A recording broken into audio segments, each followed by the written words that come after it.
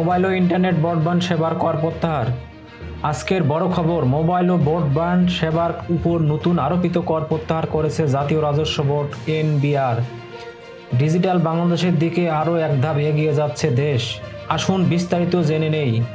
সম্প্রতি এনবিআর জানিয়েছেন, মোবাইল ফোনের সিম কার্ড এবং ব্রডব্যান্ড ইন্টারনেটের উপর আরোপিত কর পুরোপুরি প্রত্যাহার করা হয়েছে। প্রত্যাহারের কারণ, দেশের চলমান ডিজিটালাইজেশন কার্যক্রমকে ত্বরান্বিত করা, তরুণ প্রজন্মকে প্রযুক্তিতে দক্ষ করে তোলা, অনলাইন ভিত্তিক কার্যক্রম বাড়ানো ইত্যাদি। আগের সিদ্ধান্ত অনুযায়ী ব্রডব্যান্ড ইন্টারনেট সেবায় প্রথমবারের মতো 10% কর আরোপ করা হয়েছিল।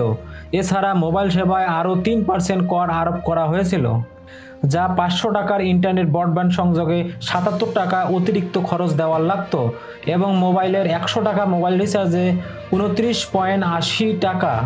সব মিলিয়ে মোবাইলের 100 টাকায় সরকার পেত 56 টাকা 30 পয়সা। কিন্তু এবার এই শুল্ক প্রত্যাহার করায় মোবাইল ও ব্রডব্যান্ড ব্যবহারকারীদের বাড়তি আর কোনো খরচ গুনতে হবে না। এটি শুধু ভোক্তাদের জন্য স্বস্তি এনে দেবে না, বরং ডিজিটাল কার্যক্রমকে আরও গতি আনবে বলে আশা করছে সরকার। এই সিদ্ধান্ত ডিজিটাল বাংলাদেশের স্বপ্ন পূরণে একটি বড় পদক্ষেপ। নিয়মিত আপডেট পেতে আমাদের সঙ্গে থাকুন এবং সাবস্ক্রাইব করতে ভুলবেন না। ধন্যবাদ।